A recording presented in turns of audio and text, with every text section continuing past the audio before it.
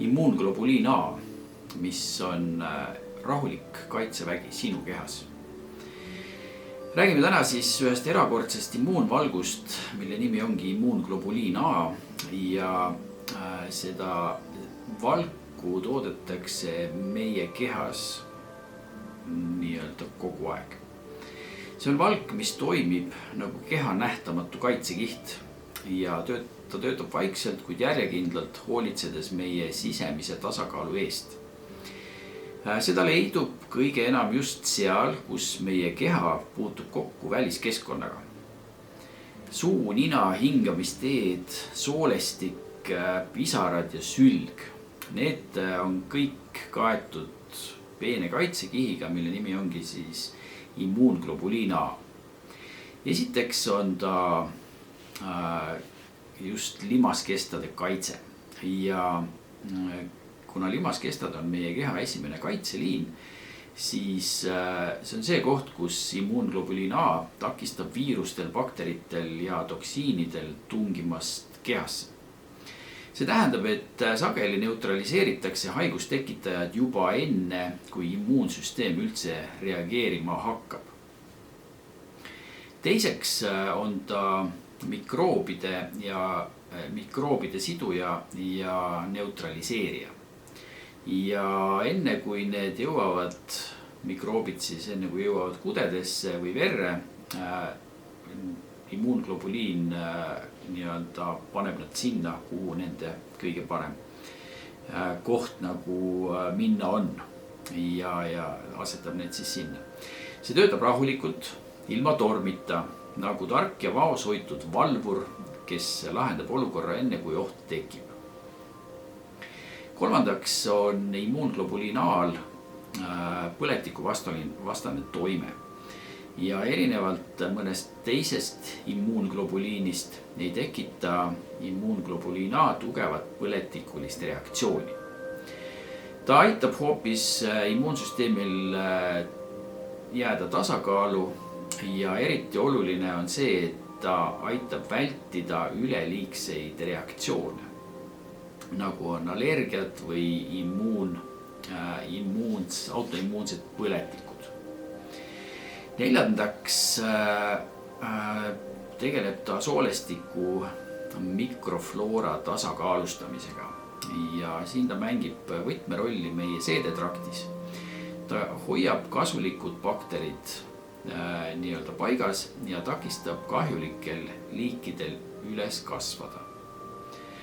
Kui immuunglobuliin A töötab hästi, on meie seedimine, toitainete omastamine ja üldine energiavahetus tasakaalus.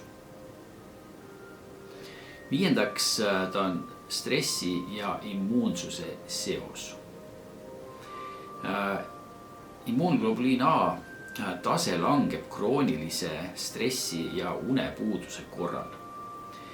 Kui keha on pinge all, hakkab immuunsüsteem väsima ja kaitse nõrgeneb. Uuringud on näidanud, et meditatsioon, teadlik hingamine ja rahuhetked tõstavad immuunglobuliin A taset märgatavalt. See tähendab, et lõdvestus, taastumine ja puhkus ei ole lihtsalt niisama luksus. See on immuunsüsteemi tugevdamise viis. Kuuendaks on ta oluline hingamisteede ja suu tervise tasakaalustamisel.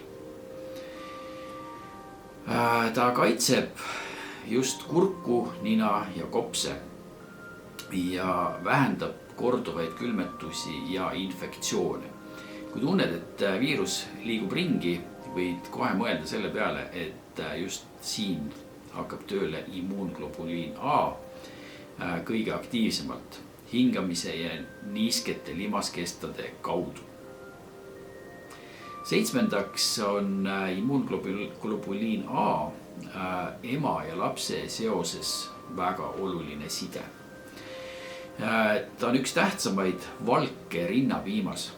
See annab vastsündilule esimese kaitsekihi elus.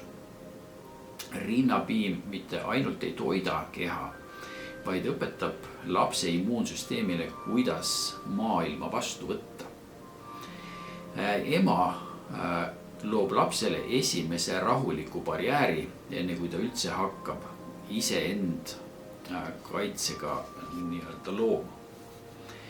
Kokkuvõttes on siis immuunglobuliin A nagu rahulik kaitsevägi, kuid teised immuunglobuliinid on nagu sõdurid, siis immuunglobuliin A on ikkagi nagu tark rahuvalvaja. Kui sõdurid otsivad nagu selliseid konflikti lahendamise põhjuseid, siis immuunglobuliin ei otsi konflikti, vaid taastab tasakaalu. Ta kaitseb ja hoolitseb seal, kus keha ja väline maailm kohtuvad. Kui soovid hoida oma immuunvalgu taset loomulikult kõrgel, siis esiteks on see, et hoolitse oma une eest, siis liigu parasjagu palju värskes õhus, toitu mitmekülgselt, väldi pikaajalist stressi ja loo endale iga päev üks vaikne hingamishetk. Sest kui su meel rahuneb, siis su keha lõdvestub ja kui su vaim on kohal, siis töötab ka sinu immuunglobuliin A kõige paremini. Nii et kokkuvõtteks immuunglobuliin A ongi rahulik kaitsevägi sinu kehas. Ta on tark, nähtamatu ja alati kohal, valvamas sinu sisemist harmooniat. Ja järgmises videos räägin täpsemalt, kuidas on võimalik väga efektiivselt immuunglobuliin A-d enda sees tööle panna. Seega vaata järgmist esitlust.